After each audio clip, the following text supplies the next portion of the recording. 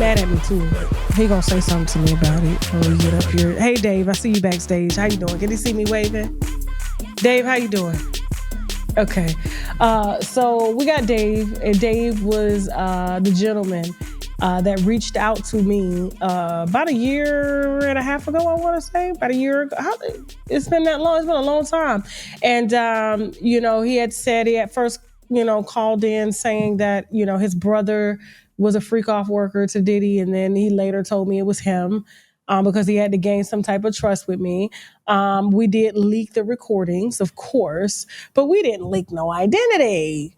We got wine to spill. And so, when he came back during the trial, because he was subpoenaed by the grand jury and due to testify against Cassie, I don't know if they used his testimony or not, because his lawyer, and he's going to explain that more, Tyrone Blackburn, we told y'all about that nigga, okay? Tyrone Blackburn apparently, I guess, told the judge about the book that he was writing. Cassie, let me get the name of the book real quick so I can make sure we got it right. So the name of the book is Victim or Co-Conspirator, okay? And so he was due to testify, and apparently, I guess, the lawyer, Tyrone Blackburn, has it out for Diddy. He has other clients that are suing Diddy, and so he kind of needs Diddy in jail because Diddy gonna come back and sue his ass if he don't go to jail.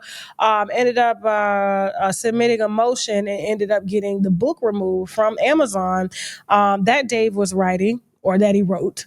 And I don't think they used his testimony at all, because he was planning to testify against Cassie, because he, according to him, was with Cassie over 10 years and was one of the main guys that she called for the Freakoffs, okay? And apparently she trusted him. And so, is Dave ready? He's back there, but I don't see his camera on. Dave, we need your camera on. Let me text. Okay. Dave, how you doing? How you doing? I do, but you breaking up. There you go. Hey, Dave, your internet, man. Where you at? Listen, I live in central New Jersey in the woods. The internet is horrible out here, but I'm making it. I'm surviving. Okay, cool. All right. Welcome. Finally, we got a face. Welcome. To the voice. It's been like a year and a half. I like the fact that you approached what happened before. That was smart. Thank you. I had to, because I knew you was gonna get in my ass. So I was like, let me go ahead and put it out there. Because you were one of the first ones to reach out, and you trusted me, and I did not leak your identity. You saw that, but it was the voice. Yes, it was the voice, and you were upset about that because you were like, Tasha, you shouldn't have did that. But I was just like, I got thirsty winos. They want to know. And they got a right to know, because people deserve to know the truth. You're right about that. Okay. All right, cool. Well, I'm glad that we're both here. I wish it was in person, but we had to make it do what it do. So you were subpoenaed before the grand jury, of course, in the Diddy case. I was. Let me help you out, though. I want to correct a couple of things, because Tyrone Blackburn is a lawyer. He will try to sue you. So he don't know me. You're about to know me too. So what he did is Tyrone was aware that I wrote this tell-all memoir about Cassie since January of this year. But I think he thought that I was playing. So, I contacted him like, listen, man, I'm a victim. She did some things to me that that I'm trying to file a civil action for, and I believe the story should be told. So I entertained the fact that I was going to write this book. I started writing the book, but I really didn't finish until he told me that Douglas Wigmore insulted me and called me a dirty sex worker. And Tasha, I got pissed. You said I can curse, so I can say this. I got so pissed because I'm like, hold on. This bald head white man calls me a dirty sex worker when his client is the one who pulled off the condom and initiated unprotected sex with me. Oh, hell no. So I finished the book off. So now when I finish the book, Tyrone says, yo, you cannot release that book. If you release that book, it's going to be favorable to Diddy and he might get off. I said, listen, man, I'm going to release the book. It's my story. I'm going to release the book. So now Diddy's team subpoenas my records for the book. What Tyrone does is he submits what's called a motion to squash, which is to squash the subpoena so he doesn't have to turn over the book. And he lies and tells a federal judge that the book is actually privileged notes for the lawsuit that's going to be filed. And that's a complete lie. I gave him a separate statement of facts, and I also had a 90,000 Hold word on. Okay, go manuscript. ahead. Slow Cassie, down. Okay. yes, Slow down because you were breaking up just a little bit. Okay. So you said he filed a motion to squash. He didn't want the book correct. released. He didn't want the prosecution or Diddy's team to have your book. Yes, correct. Okay. So How he did they filed the find out motion to about the squash. book? Because I was going to release it. I had put an Amazon pre-link, the one I sent to you. I had an editor who was contacting people. I believe my editor contacted TMZ. He might have contacted you also. He contacted a few people to get me before a podcast because I want to tell my story and it promotes the book. So when Tyrone saw the Amazon link, he realized, oh crap, this guy really did write a book. That's when it became a problem. And so like I was saying, Diddy's team, I believe it was what's the attorney's name? The one that did the Young Thug trial, Brian Steele. They subpoena, Brian Steele. They subpoena the book. Tyrone contacts me maybe, I want to say the second week of May. He's saying, listen, they subpoenaed your book. They cannot get that book. I'm going to submit a motion to squash. I said, well, why can't they get the book? The U.S. Attorney's Office knows that I've said all of this stuff about Cassandra. It's not like it's new stuff. They know I've been telling them for a year. He says, dude, that book would destroy her. I said, well, if I have to give him the book, I want to give him the book. He says, all right, let me take care of it. So I find out I think it was like May 17th, May 15th, that he submitted this motion to squash, where he completely lied to the judge Summarian, and he claimed that my book was actually privileged notes. Now that's a lie because the book is not privileged notes. So the judge orders him to turn over the manuscript. I believe I contacted him a week after I find out the judge orders him to turn over the manuscript. And I asked him, I said, hey, did you turn over that manuscript? He said, hell no. Why would I do that? Are you crazy? No, if I turn over this manuscript, you're going to blow this case apart. I said, Tyrone, listen, I don't want a problem. Turn over the book. My phone dies. So now when my phone starts back up, I sent him a text message. Listen, brother, I don't want a problem with a federal judge. I'm going to release this book. Turn over the manuscript. I don't believe he still turned over the manuscript to the defense.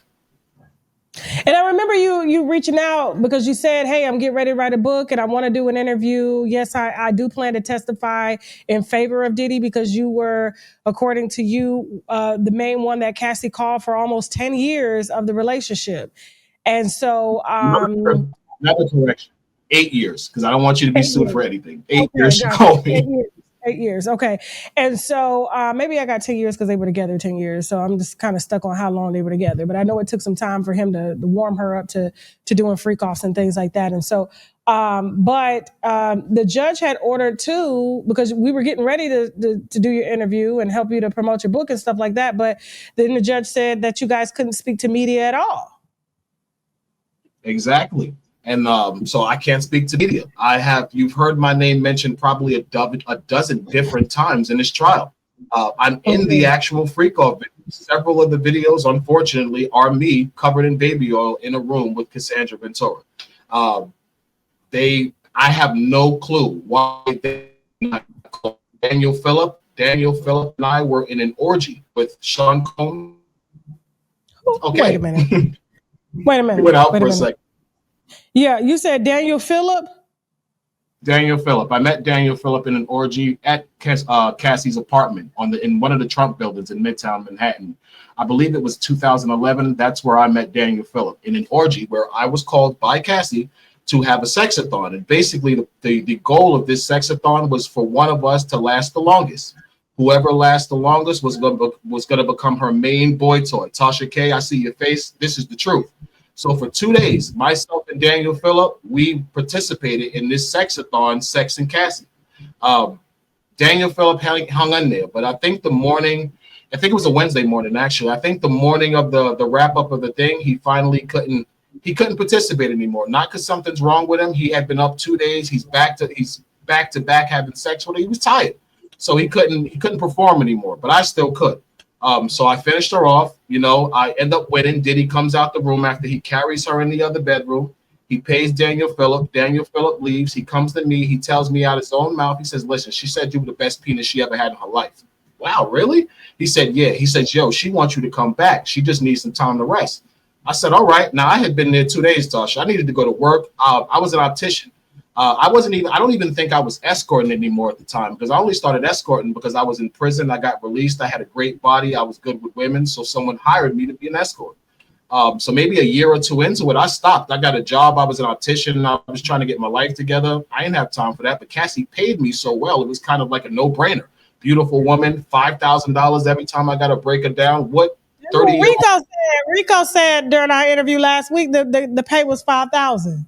5,000. I only got less than 5,000 one time, and that's the time Diddy drugged me. He gave me $1,500 to go home because I was completely drugged out of my face off of something he gave me.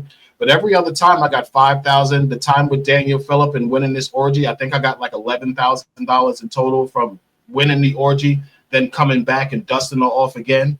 I had an extensive history with Cassie. I see your face. You're like, oh my God, yeah.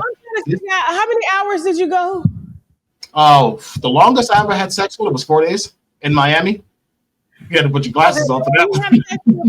Okay, now hold on for a second. So when you have sex for 4 days, do you stop to pee? Do you take breaks? What happens? Yeah. It's kind of like, you know something? People don't realize something. Diddy is rich. He's as rich as a king. I don't know if you've ever seen the HBO TV series Rome, like where there was with the Julius Caesar series Rome that they had years ago on HBO. No, but I'm sure my husband has watched it. He watch all them type of shows. But okay, a couple of years, HBO had a series, and in this series they had like Cleopatra, Mark Antony. They were smoking opium. They had a bunch of slaves in there that she was sleeping with that had larger members than Mark Antony. This is what a freak-off really was. I was made to be completely naked, baby oil, and basically kept on standby for every time Cassie needed to come. And I would be called to make her come. I didn't have to eat her vagina. I didn't have to kiss her, even though she kissed me, which is disgusting now that I know she was letting people urinate in her mouth. But this is the whole point of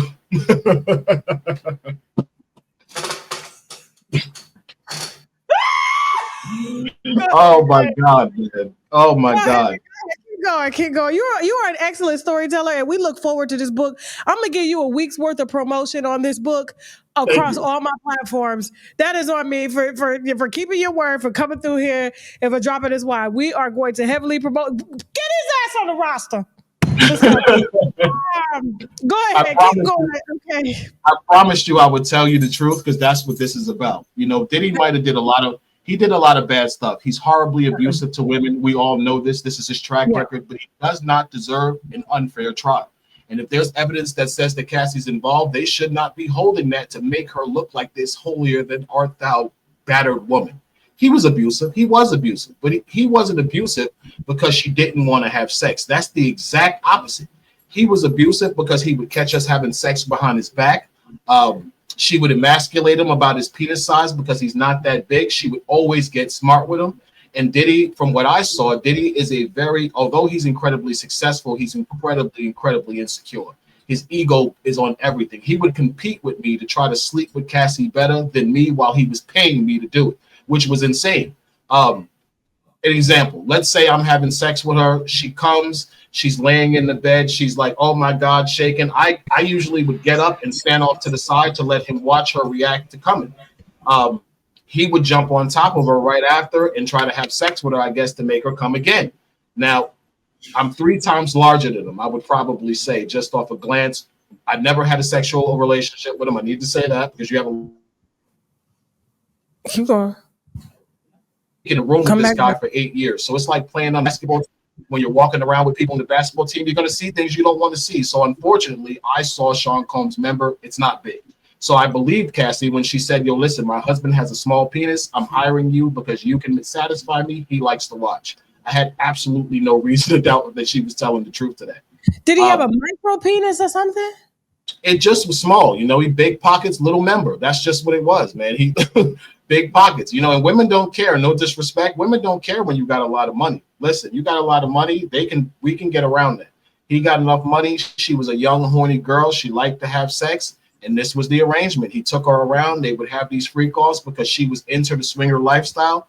She tried to take me to strip clubs. She invited me to swinger parties. She would talk to me about the lifestyle and how her and Sean like to sometimes get together and get with other couples.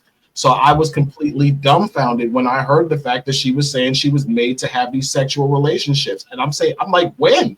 I saw you being forced. I never saw you being afraid. The only time I saw you afraid is when he would catch you nutting behind his back when you told me to do it. So what are you talking about, you know? Nothing behind his back. So which means like good example. I remember a situation, he got a phone call. So the rules of these freak-offs or swinger parties was if he's watching as a voyeur, we can't do anything sexually when he's not there. And that's a basic trust issue between men and women who are involved in a swinger relationship. If you allow someone in your bedroom, you're expecting that person to follow the rules. Usually, if you're dealing with a couple where the man is consenting to you sleeping with his wife, the man is in control of that situation. So if he doesn't want you to do it with your wife, you can't. That's just the swinger lifestyle. And anyone who knows about the swinger lifestyle knows I'm telling the truth. If you've gone out and got someone in your bedroom, let's say for your husband, even if the woman likes the guy, she still has to defer to her husband, because when that man leaves, you still got to live with your husband. It's common sense. So this is what Cassie would do. She would defer to Diddy just to make sure he was okay with the fact that she was giving me head, that she might want to keep having sex. And Cassie was insatiable. Diddy never made her have sex with. He never insinuated, yo, why don't you take some D? He never said that. She would go, she would tell him I'm ready. He would say, okay, you could start. He would watch, but he would be more of a protector. He would make sure nothing happened to her. He was incredibly protective of her.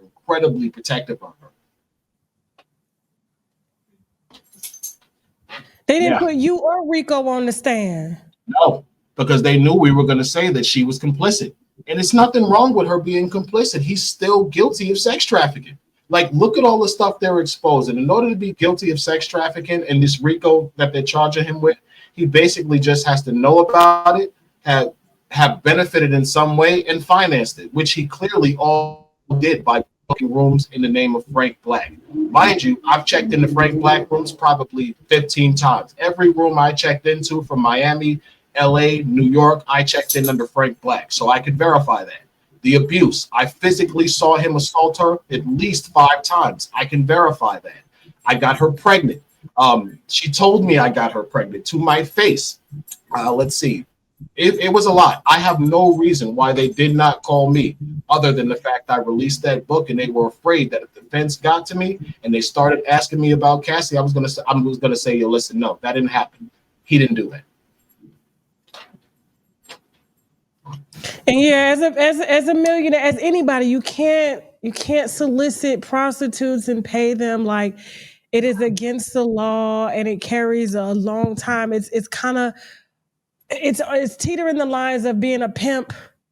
It is. You know, and they take that kind of stuff serious. And even though girls are, it's crazy how the pimps get more time than the actual prostitutes.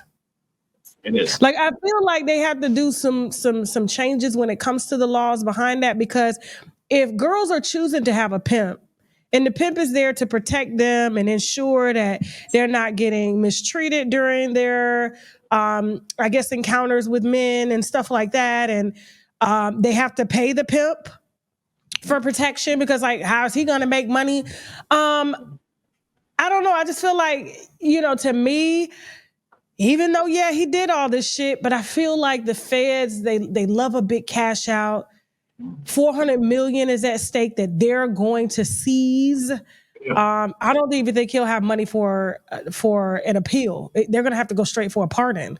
And then they'll be able to keep all of that. The Justice Department will inherit $400 million that was, I guess, made off of sex trafficking or illegal criminal crimes using his organization, bad boy records and all that stuff. And meanwhile, they get to retire off of that money. And it's like, why can't he retire off? Why are you allowed to retire off of money that you say is made illegally, and y'all get to use it to pay federal witnesses and pay for y'all retirement as well, too? The money should be burned, right? Nobody should get the money. True. And it should definitely go to the true victims. Some of the male prostitutes that this has happened to have, like, I'm in law school. I've completely changed my life. I was a male escort 15 years ago. I went back to school. I'm trying to get a law degree now. So this coming up at this point in my life is incredibly embarrassing, but I realize it's something I have to deal with. So when I actually started looking into what I was involved with this whole RICO and sex trafficking thing, considering I studied the law, I started reading the statute. I read a bunch of cases, and I realized that the primary witnesses in sex trafficking cases are usually like drug addict women that were prostitutes, they robbed men, etc. But they're usually always the crux of the government's case. What the prostitutes say are pretty much what is verbatim, and that's what gets a pimp convicted. Look at Diddy's case. Look at how all of the male escorts, prostitutes, whatever you want to call them, are pretty much telling you Cassie's involved. Why are they not listening to any of us? They literally throw our faces out there, our information's out there. They're not trying to protect any of us. They don't give a damn. They're throwing us out there. They used us for material, and then they literally just left us out to be left to just to the wolves and to the media. They would have never did this to women who were caught up in the sex trafficking ring. These they prostitutes. Do protect them. They do protect women. They protect them. I got people contacting me online. You're showing these videos. My name is coming up in all of the transcripts. I had Tisa Tells. Oh my God, Tisa Tells makes the most slanderous, defamatory video on me. She says that Diddy flipped me as a schmex worker. Diddy never flipped me. I haven't talked to Diddy since 2019. I've been a cooperating prosecution witness the entire prosecution. How could you make up a podcast claiming that Diddy flipped me? Diddy never flipped me. I'm not talking to Diddy. I'm telling the truth. Now, because I'm telling the truth and you're advocating for Diddy to go to jail because you built a platform of making him look like a complete piece of crap, which he actually is, you don't want to put anything out that says that Cassie might be complicit. You want to keep making Cassie look like a victim. Cassie's a victim of domestic violence, Tasha. We can't take that away from her. He did horrible things. I saw him two-piece her in the chest, and if you don't know what that means, that's a 1-2 punch, a jab and a right hand. I saw him hit her like that and knock her across the room. I saw him kick her. I saw him grab her up. I saw him pull her by her hair. I saw him push her. He was abusive to her, but it wasn't because of sex. It was because he's an abusive man and they were in a toxic, drug-fueled relationship. Their emotions are going. They're high off drugs for days. He's getting jealous because other guys are piping her out and she's enjoying it. Even though he's letting her do it, he's still getting jealous because these other men are giving her more pleasure. She argues with him. He doesn't know how to deal with it. He hits her. That's not him forcing her to have sex. So what was the hotel video about? Like, they said that there was a freak off going on then, and they're saying that he pulled her back in the room because he wanted her to finish and that he had paid the sex worker. But I did hear, and I can't remember if it was testimony or not, or just, blogs talking. Cause I'm not following the case every day because, we've been talking about Diddy for years. And so this is just kind of overkill at this point. It's overkill. But like, I was told that she had took his phone or something like that. And he was trying to get his phone back. And so what was that? Did you know the specifics of that particular freak off and what happened? I don't, but I have something to say about that. From what I've read about that freak off, they were with another guy, Jules Theodore. Now, Jules, if there was a male escort in the room, why didn't that male escort testify to the fact that Cassie was trying to escape? Here's what I believe. I believe that guy would have testified that the argument was not because Cassie was trying to escape the freak off. It was probably because she was jealous because he was texting other women from his phone. Because I saw her get like that. She would watch to see who he was texting. She was his girlfriend. She gets jealous. He's a billionaire and he's a hoe. She know he got a bunch of girlfriends. She know he don't want her. So of course she's on a stance where she has to make sure that this guy is not cheating on her. She wants to know. So they probably were in the room. She went through his phone. She might have saw something. She thought he was texting a woman. She decided to leave. They got into a fight. He got caught up. Now here's the interesting part. I heard during this trial when I was watching that about 3 weeks after, they had a freak off in Miami with me. These are the texts that I heard. Now, they have this fight. She gets beat up. She has to recover. A couple of weeks later, they decide to have another freak off. She tells him they need to change the energy. They need to change the person. The next thing they do is fly to Miami. They call me. How is this someone who's being sex trafficked? And she clearly tells you we need to change the enemy. Then she calls the same guy, because this was 2016, 2015 when he beat her. By then, I was sleeping with her 6 years, 7 years by then. She deliberately calls me from New York to have sex with her in Miami 3 or 4 weeks after he beats her up in his hotel and is making her have sex, make it make sense. She's lying. She was a part of this. They were fighting probably because he had a woman. She didn't like that. He beat her up. She got over it because the truth is she was in love with him. She was extremely in love with him. She talked about it all the time. She wanted to have kids. She wanted to get married with him, which I thought was weird because I'm thinking you're letting me slut you out, but you want this guy to marry you? How is he supposed to respect you? But I never asked questions, Sasha. They're paying me. It's not my job to ask questions. It's my job to satisfy. So that's exactly what I did. That's what I have to say about that assault, though. I think that assault, I think they were fighting over his phone. I think she got mad. She tried to leave the room, and the male escort in the room can verify that. That's why he didn't testify. Because it makes no sense why myself or Jules Theodore, the two escorts they mentioned the most and the longest, haven't testified. It's probably because we're going to testify against Cassie, and they don't want that. Well, why didn't the defense team call y'all? I don't know. I can only assume that they might not know what I intend to say, which is probably the case. They don't know that I intend to say, listen, he did beat her. He did the things that they're saying, but she was involved also. So it's just safer to just leave you off because you may end up doing something. Exactly. And I can kind of understand that. Listen, it's safer. We don't really know what this guy is going to say. It's safer to just leave him out. But I know why the government's not. I know why the government's not calling me. They don't want me to say what I'm going to say about Cassie because they know it's all the truth. Were you in love with Cassie? Absolutely not. You can't be in love with a woman who is basically allowing herself to be slutted out, if I want to say that respectfully. When I first started sleeping with her, I'll be honest, I had an emotional connection to her. I had an emotional connection to her the entire time. I can't lie. We had unprotected, drug-fueled hot sex for years. There's no way I couldn't have developed some type of feelings for her as a person. But I can't say I was ever in love with her. I knew she was Puff's. I knew she was addicted to the money. I knew she was addicted to the lifestyle because that's the only way a woman could stay in a situation with a man that's punching him in the chest and be okay with it. And I didn't want to go through that. I'm a 90s baby. I always remember the R. Kelly Down Low video where Ronald Isley took him out to the desert and beat the crap out of him for dealing with his girl. I don't want to be that with Puffy. So I'm not trying to take Puffy, girl. Okay, Puffy, this is your chick. You like to see her get slutted out. I'm going to slut her out. You going to pay me. I'm going to go about my business. That was it. I heard that she had quoted and said at one point when they were like, why don't you leave Puffy? And she's like, well, who would I go to? Jay-Z is taken.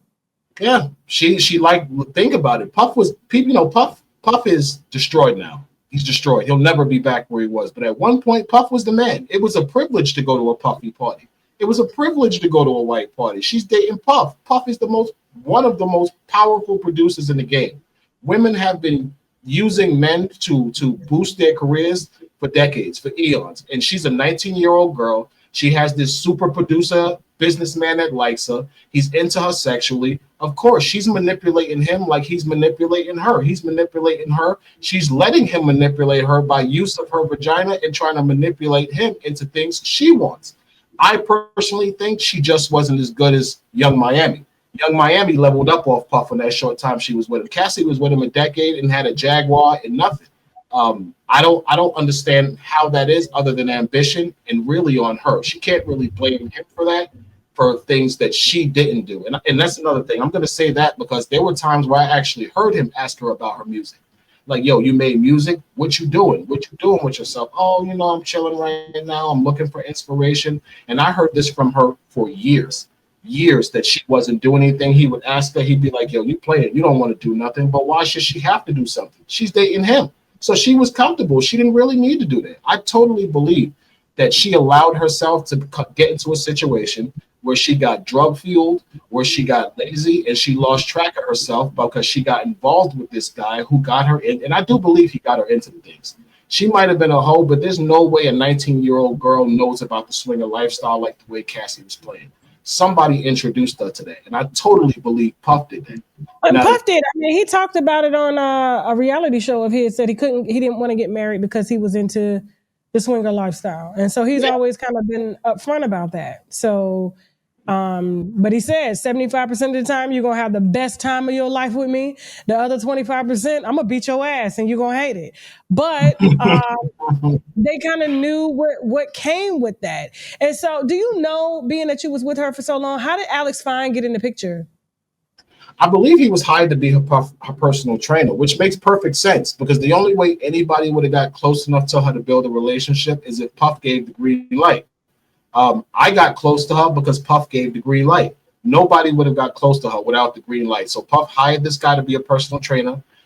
Cassie's dope. I can't even. I'm not even gonna play her as a person and say like she's a liar. She's an excellent conversationalist. She's very intelligent. She's easy to be around. So her and this guy probably was working out. He started realizing she was damaged. She's a beautiful woman. Why not date her? He starts dating her. They hook up. The rest is history, which I'm happy for that. She deserved to be happy. She always wanted kids. I remember when she and I actually had the whole pregnancy scare, she was actually really disappointed at the fact she had an abortion. And so was I to an extent because I had no kids. But look at the situation. I'm the male escort that your rich ex-boyfriend paid to bust you down. Now you're going to have a trick baby. So I totally understood the fact of why she did it. Baby, not a trick baby. Trick baby. That's what it is. That's a new one. I gotta use that. I'm gonna have to take that one. Bitch, you got a trick baby. Oh my God. Now, when we spoke the last time, you said that Puff had called you for Young Miami. I believe it was Young Miami. I don't want to be wrong because I believe it was like 2019, but I believe he called me for Young Miami when he called me in 2019. And that's probably where you got 10 years from because I actually knew Puff for 10 years from 2009 to 2019. Okay. When is the last time he called me? He's like, yo, what's up? What you doing? I was shocked. I hadn't heard from him since 2017. I'm like, whoa, what's up with you? He said nothing. Y'all want to see if you want to come to Miami. We want to know what's good with you. So I'm assuming it's them. I think it was around Christmas too because it was December. So I'm like, yo, I got to get Christmas gifts. This is free money. I could bust it down. I'm going to wear a condom because at that point I would never sleep with her unprotected again. I had found out she burned me with chlamydia, and I believe it was like 2015 or 2016. Yeah, man. I found out about that. So I stopped sleeping with her unprotected. Like I started wearing condoms. I refused to not wear condoms anymore. But I would have still went to sleep with her as long as I wore a condom and was paid. I was like, you know what? You can probably handle it. Discussed it, whatever. I get down there. I go meet him in this hotel. I get to the hotel. Mm-hmm. He's not there with her. He tells me, I got another a lady here. She's nice. You're going to like her. Go to your room. Go chill. I'll call you later. So I'm like, all right, bet. I was a little disappointed because at that stage in my life, I didn't really believe in just sleeping with completely random women anymore. So it was kind of gross. I remember I had an ex-girlfriend who lived in Miami at the time. So I called her up. We went to dinner. I ended up spending the night with her. Totally forgot about Puff. Woke up the next morning, look at my phone. I got a million texts from this guy like, yo, you played yourself. I fooled you here. Where you at? I'm like, oh, shit. Puff is mad at me. Okay. I call him up. He's like, yo, come up to my room. I said, all right. I go up to the room. I said, listen, I was with my ex. I show him a picture. He's like, yo, she's nice. You want to stay? I'll pay her. I'm like, dude, no, you're not taking my girl. Absolutely not, dude. Absolutely not. I ain't dumb. That's Puff Daddy. I could have the biggest penis in the world. She would have been gone. She would have been gone. Big penis get away. The only thing that get around big penis is big pockets. She would have been going. I knew that. So I'm like, no thanks, Puff. I'll pass. He tells me, he's like, yo, she's in Miami, his girl in Miami on a photo shoot. And I was like, who is that? So when I looked at my phone and I tried to figure out what was going on, I saw that this girl, Miami, was in Miami. It was in Hawaii, like I think the day or something before. So I figured it was her. Damn. There was one sex worker, he did an interview. He ended up, I guess, trying to kill Trump. Did you see that interview with that sex worker? Yes, I did. Yeah. He said that he got paid $5 million because he contracted herpes. From Diddy? From Cassie, from Diddy. I believe him. He's the one who, when I saw that interview, I knew that the things he was saying was the truth because I didn't see Jonathan Odie's interview till 2021. And when I saw it, he said I was a sex slave for Cassie. It was like, oh my God, this guy's talking about my life. This was me. Who the hell he was making this shit up because he was like trying to kill Trump, and then he comes out with this interview talking about, yo, I was a sex slave, and we looking like, what? Where the fuck they get this dude from? Like, yeah. But at the time, he was younger, he was more attractive. Just like me, I'm older now, but at the time I was bigger, I was younger, I was more attractive. It was easier if you were in that lifestyle and you had a certain type of body, the physique, the chest, the arms. it wasn't really hard to be noticed by the right people. So I got noticed by Cassie, and that was pretty much history. So, Jesus Christ. How did Cassie Walls, I know I'll never be able to ask her this question, but her vagina walls. I'll be fair to her, I don't want to make myself I don't want to make myself sound like I'm trying to aggrandize myself, but I used to, when Cassie and I would have sex, I would probably take less than 20 strokes to make her orgasm. I never orgasm really, because the problem was the fact that she's not tight and the baby oil. The baby oil was a problem. The baby oil kind of made sex impossible for a man to enjoy. The baby oil made a loose vagina looser than it needed to be. So it was literally like it was like being in hell, being constantly tormented, like I was going to have an orgasm, but never being able to have an orgasm because she wasn't tight enough to make me orgasm. But she's orgasming back to back. I mean, I'm in her 20 strokes. Oh my God, she's squirting all over the bed. And then I'm like, yo, can I get something? Oh, I need a second. I think there was a period where I had sex with Cassandra, and this is the truth. I don't think I had one orgasm in 6 months every time I met her. It was so bad. I used to leave her and go out around Miami to bars and find women to sleep with just to have an orgasm, because I'd be sleeping with her for days and not have orgasm. It was like the worst situation of blue balls a man could imagine.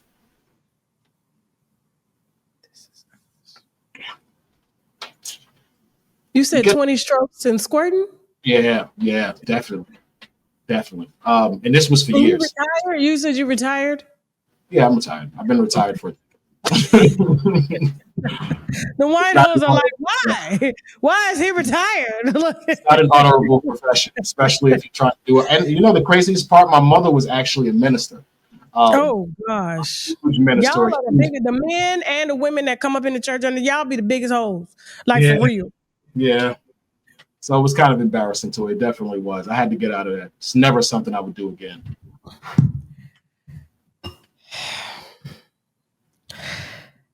That is absolutely insane. Because I was just wondering, I was like, her walls, like, and then baby oil has fragrance and stuff in it. I'm like, I know she had, and she talked about it in court, like she could get rid of the bacterial infections and stuff like that. They were just so reoccurring. Antibiotics didn't work. How do you think I feel hearing all of this disgusting stuff that she's saying in court, especially being urinated in her mouth? Like, she asked me to urinate on her. I said, you expect me to have sex with you after I piss on you? That's gross. I'm not doing that. And she was like, you don't like that? I'm like, no, that's nasty. Well, who would want to have sex with you after urinating on you? She said, no, it's something I really enjoy. Tasha, she explained to me why she liked being pissed on. She told me she likes the warm feeling of urine running down her body, this nasty chick. And I thought that shit was disgusting when she told me that. I said, are you serious? But the way she explained it, I knew she was telling the truth. So I said, listen, shorty, I can't pee on you. That's not for me. But I will have sex with you. And clearly, I'm going to have good sex with you. She said, you know what? You don't have to do it. She stopped. They used to collect my semen in the cup probably for a year or so, I wanted to say. And so I actually started orgasm inside of her. Then they stopped asking me because she just started telling me, like, come in. And I was stupid. I was young. I actually believed that because I beat Daniel Phillip, I was her only boy toy. So I thought the pussy was clean. And I'm just slaying it. Every time she's telling me, I'm straight making deposits. Why would they collect your semen? I didn't know. I thought it was weird. I complained for a few months until finally, I want to say it was maybe a year and a half in, they were doing it. I watch a lot of forensic TV, so I would get scared. I'm thinking he's using my DNA to try to set me up, some crazy shit. And I finally flipped out on him, like, yo, listen, I'm not giving y'all no more cum. Y'all taking my cum, y'all going to the next room. Like, what the hell y'all doing with my cum? It's creeping me out. She told me that she used to drink it because he liked to see her play with semen. I said, you could do that right in front of him. Yeah. But she told me that encounter, she would never ask me again. I said, okay. And she never asked me again. Instead, she started asking me to come inside of her. And I was foolish. I did.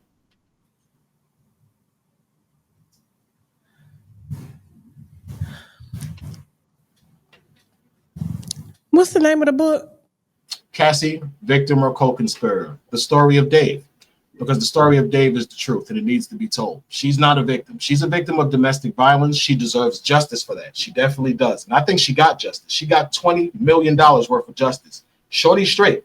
But to lie and say he forced you into this sexual whole innuendo of swinging and depravity, that's a lie. You're only doing that so you can reestablish yourself and gain back the hold'em. You know, everybody knows, because most of the people in the game know she was a hoe.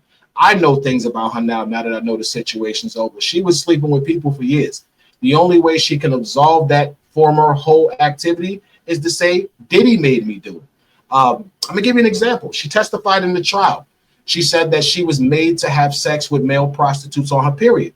Tasha, that's a lie. She sexually assaulted me and forced herself on me on her period because she was mad I didn't want to come to LA and I was with my girlfriend for my anniversary. And I know this because she told me. It's in my book. You can read it. She flies me to LA. I get to LA. She's pissed off because I chose my girlfriend, my real life girlfriend, over this R&B singer dating a billionaire who I have absolutely no chance of securing and holding. I'm not stupid. I'm in a committed relationship. But basically, I needed her money. So I had to make the decision to forego my anniversary or be fired by Cassie and fly to LA or stay with my girlfriend. I sold out. I chose the money, Tasha. I flew to LA.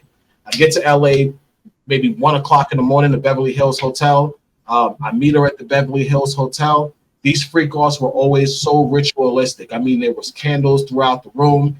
The furniture would be covered. There would be like a platter with Astroglide and baby oil, and then another platter with like Ciroc, which is crazy. I never knew it was Diddy. DeLeon, water, things like that. But this time I went there. This one time, the entire living room was dark, which I thought was weird. Basically, in this encounter, what she does is she keeps the room dark so I can't see the fact that she's menstruating. She kind of seduces me into thinking that we're going to have sex regularly because, again, I don't know she's on a menstrual cycle.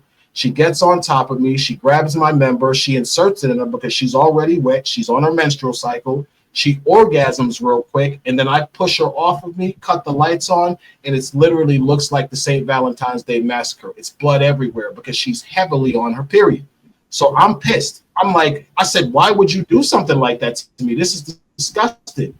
Tasha, the girl is totally shitting on me. She's like, so what? So what? And she's arrogant about it. So Diddy's sitting there watching it. He's her man. He's her protector. I'm getting more and more aggressive. I'm calling her nasty bitchs. I'm pissed. He says, yo, you know something, bro? You mad cool. It's been like 6-7 years. I'm not going to lie to you. She knew she was on her period. She just really wanted you to come here. You see how we was calling you. You see how she demanded you come. So she had sex with you. He was like, yo, it was wrong. I'm going to give you some money. Calm down. Let's not do this. We've been seeing each other too long. He really used to try to be a mediator. I'm not going to lie. He goes in the room. He gets me like $5,000. He comes out. He gives me $5,000 to stop arguing with her. Tasha, I stopped arguing with her. He says, yo, go check it in your room. He gives me a key for my suite in the Beverly Hills Hotel. I take my $5 cash. I go to my room. I go to sleep. I wake up the next day. She calls me that night. She apologizes about the night before. She says, listen, I was drunk. I'm on my period. I was horny. You really disappointed me by the fact that you didn't want to come. And she said, yeah, what I did was wrong. I'm sorry. I should have told you I was on my period. She totally apologized. So how could you get on the stand and tell the stand that Diddy made you have sex with me when you know for a fact that I know that that's a lie? Yeah. I don't want to say I feel bad for Diddy because I know the women are going to destroy me, but I kind of feel bad for him because he's not totally being lied on, but his bitter ex-girlfriend. You didn't smell it? You didn't smell the period blood? No, actually, I got to be fair. Her vagina never stunk. Never stunk. All that fuck is she doing? Never stunk. Never. Maybe she kept herself clean for me. I don't know, but she smelled like lavender every time I touched her. She never stunk. Never. Did he call you for the other Jane Does, or you only just serviced her? Only her. I never met Christina Coram. I never saw any of his staff. I was meticulously hidden from sight because I was specifically hired to service Cassie. I think the only person so let me say this. Y'all were pretty much, all three of you guys, in a relationship. Kind of, yeah, with him being the supervisor, yes. With no homosexual activity. Let's make that clear. He never tried to? Oh no, he did try, but nothing ever happened. He tried me. I want to say he tried me once. Back up. Wait a minute. What do you mean? You're saying that Diddy, Puff Daddy, Sean Combs, tried to what with you? He didn't try to what with me. He tried to psych me out into fucking him. I don't want to blow up my whole book, but I'll tell you basically what happened. They're gonna buy it anyway. Don't worry. We got a whole week worth of promotions. Just give me that motherfucking link. We support up over here. Go. We ain't even dropped this bitch on YouTube. Wait till we drop the bitch on YouTube. See, I wanted you to be able to say what the fuck you wanted to say without YouTube burying the shit. And I thank you for that. Thank you very much. Yes. Anytime. That's what we over here for. Okay, so Diddy tried to do what to you now during the Freakoff? Okay. So in I want to say it was 2015 or 2016, I fly to Miami to meet them. I think it was March 2016 because I think it was Ultra Weekend. There's like a huge festival that goes on in Miami for the music industry every year. Okay. He flies me out there. I go meet them at the one hotel, the SLS. That was the hotel I met them at. Okay. They're in this penthouse suite overlooking the Miami beach. He's high out of his face. He's rolling. I think he's high on ecstasy because I can see his eyes rolling. He's high out of his face. I and Cassie go out on the balcony. I'm naked. Cassie's naked. You know, we're both in amazing shape. He's like, yo, wow, y'all motherfuckers look good. Yo, you look like a god. And he's doing all of this complimenting, which was weird because I'm like, dude, I'm naked and I'm standing naked with your girl. Like, what the hell are you talking about? Long story short, Cassie had some sense. She's like, listen, you are too, no, you got to go inside because paparazzi watches. If they catch a glimpse of me with a naked chocolate man like you, I'm going to have a problem. She brings me back inside the suite. She goes into the master bedroom to get ready for the Freakoff. So while I'm waiting in the living room, Puff pulls out the piano seat. He sits at the grand piano behind the door and he gives me a joint. So, you know, he and I are sitting there smoking a joint. He says, yo, you got any kids? At the time, I had no children. He was like, yo, what you doing with yourself? So I told him I was in optician school. I was doing this, you know, basic bullshit conversation. So he sits there and, you know, he's like, I can tell he wants to ask me something. So I'm like, yo, what's wrong with you? And he says, yo, you know, nah, never mind. I said, yo, just speak your mind. Like, what's wrong with you? He was like, yo, so are you gay? I said, what? Where the fuck did that just come from? Why would you even ask me something like that the way I'm busting your shorty down? So I got angry. And I start cursing him out. I'm like, yo, you're a freaking weirdo. So I'm going off on him. Cassie comes out. She's like, yo, what's wrong? I said, yo, this guy just asked me, am I gay? Like, what type of shit is he on? So she looked at him and she was like, don't pay him no attention. He's high. And she laughed it off. So I'm thinking, you know, whatever. I'm still going in on him, though, because I believe strongly that he asked me because he wanted to see if I was going to sleep with him. So I still kept going in. The thing about Puff is he doesn't like negativity. He'll give you money to shut up. So I'm going in on him like, yo, what's wrong with you? You gay or something? Why are you asking me, am I gay? I ain't never gave you no sign I'm gay, dude. You don't catch me looking at you. I damn sure don't want to see your penis. I'm going in on him. He goes in the room. He comes out with a wad of money, throws it at me. Shut up about that shit. Okay, I shut up. You know, it don't take too much to get me to shut up. You pay me. Fast forward to the Freakoff now. So now he wants to have the Freakoff. He wants the voyeur. He wants to watch. He tells me and Cassie to go in the bedroom. He commands her to lay on the bed and play with herself. He directs me to stand off to the corner and masturbate while we have the baby oil on and watch, because that was the setup. The Freakoffs would be in stages. The first stage would be like a soft foreplay where she and I was made to sit back and masturbate and watch each other and kind of build up the passion and the heat of the situation. The next phase would be her giving me fellatio.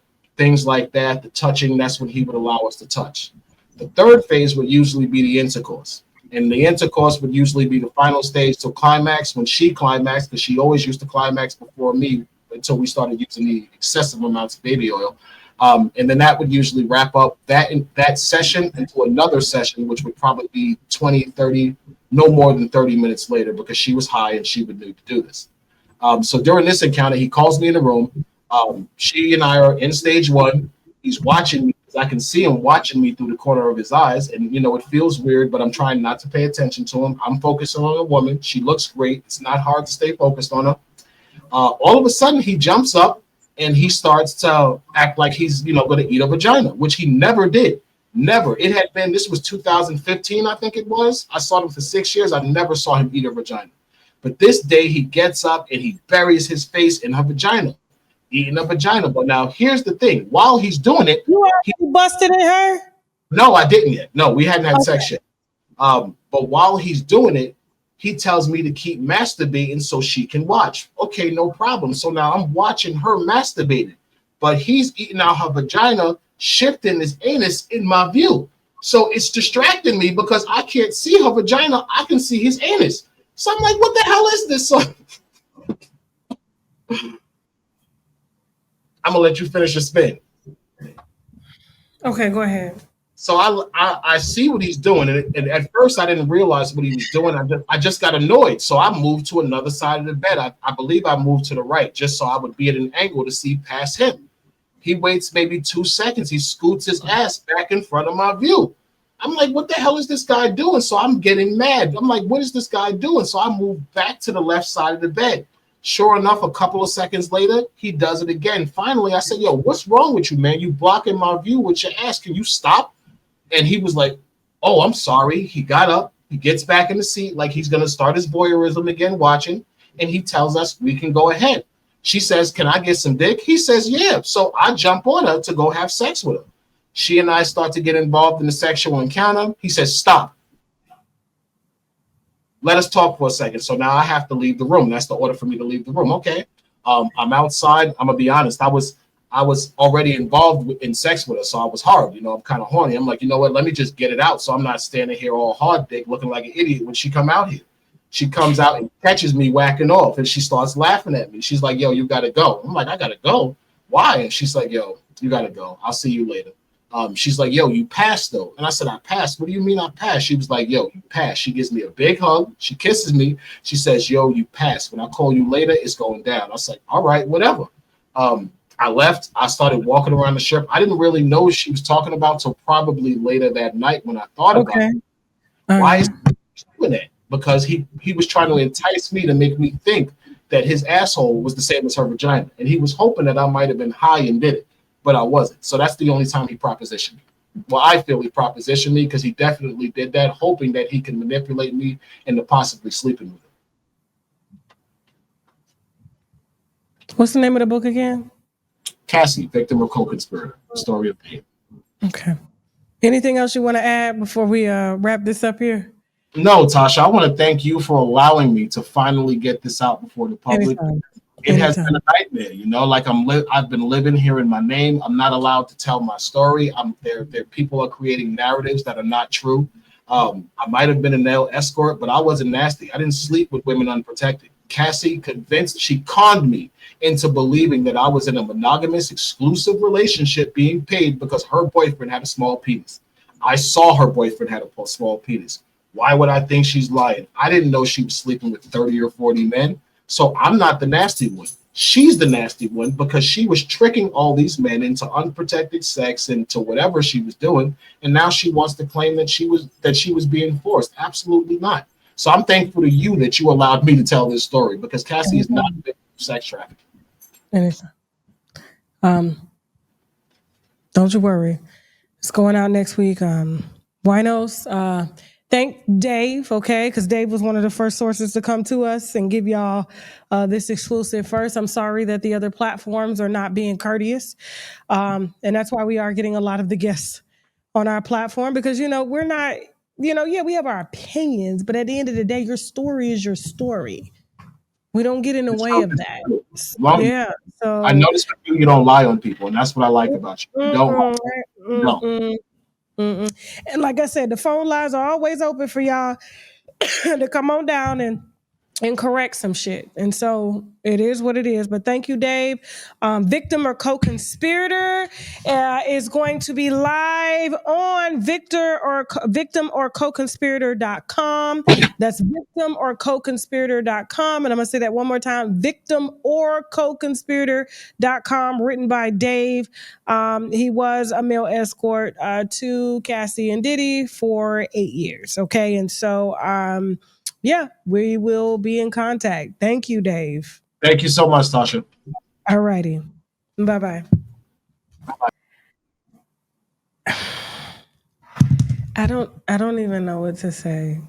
And don't forget, today we are offering on shoptkdeals.com the sea moss drops. This is something that everybody needs to have in their diet. It has 98% of the vitamins and minerals that the body needs daily. We have this in mango. We also have it in pineapple. It has 10,000 milligrams of Irish sea moss, the same sea moss that Dr. Sebi preached about, and the same sea moss that a lot of the health gurus preach about as well. It also has spirulina, which is very potent in vitamins and minerals as well. It has zinc, burdock root, and vitamin C, okay? Use the coupon code TK10 to get your sea moss drops. This is our mushroom Vitamix, okay? The T-cell, NK cell Vitamix, very potent. The reviews on the website say everything. This is used to help optimize T cells, to help optimize natural killer cells, which kill off cancer cells in the body and things like that. It's been used in a ton of therapy. It's been in Chinese medicine for years, and people are raving about this. All you got to do is Google shiitake mushrooms. This is shiitake mushrooms along with turkey tail, some lion's mane, some cordyceps, all blended down. You can either cook with it, you can put it in your smoothies, you can drink it in water. Either way, you need this about twice a week. And if you're not down with the powder, we do have the gummies, all right, which has all of that in there. Shiitake mushrooms. It also has the reishi mushroom, has the chaga, it has the white button. And so all of this is condensed down into the mushroom extract complex. And also we have the mushroom 10X, okay? That's available as well on shoptkdeals.com. Use the coupon code TK10 to get 10% off of your first order. Don't forget, guys, we are featuring the Koji Cocoa Soap. This is something that I use to help even my skin tone, clear dark marks and things like that. This is available on shoptkdeals.com. Use the coupon code TK10, okay? Be careful about using it on your face. Yes, it will lighten the dark marks, but it will lighten your face as well, and you don't want to be out here looking like Nene Leaks, okay? This is the Koji Cocoa Soap. We have the sugar case. I am so in love with the body oils, and you guys are too, because you're emailing me about them. These are body oils infused with like glazed donut fragrances. We also have watermelon squeeze. We have, let me put this up. We have the watermelon squeeze. We also have the Georgia peach body oil, okay? I usually put these on when I get out of the shower, wet, let them soak into the skin while the pores are open. And then, of course, I carry a bottle around to touch up. It doesn't leak. And that's one thing that I like about this Black-owned body oil company is that they don't leak all in your purse. I could travel with these. They don't spill. I don't know where the hell she got these bottles from or the oils, but she's doing her thing. You can access the sugar case on my website. Use the coupon code TK10 to get 10% off your first order. And last but not least, we have our top seller, which are the Active 8 fasting drops. If you are really trying to fast, if you are really trying to suppress your appetite, the right way, the Active 8 fasting drops is the way that you need to go. The reviews on the website speak for themselves. If you're looking for appetite suppression, which means you have to start first thing in the morning, okay?